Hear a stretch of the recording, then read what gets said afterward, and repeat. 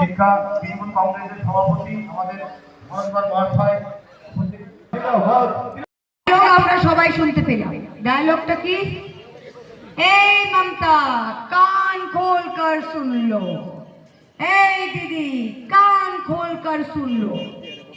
এটা কোনো সিনেমার ডায়লগ নয়। আমি ভেবেছিলাম একটা সস্তা সিনেমার ডায়লগ।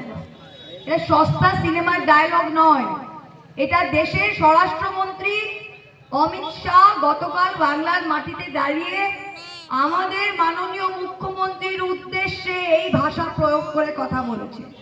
রাস্তায় যেরকম রকেট ছেলে দাঁড়িয়ে বলে না, ঠিক তেমনি আমরা এরকম ভাষা আগেও শুনেছি।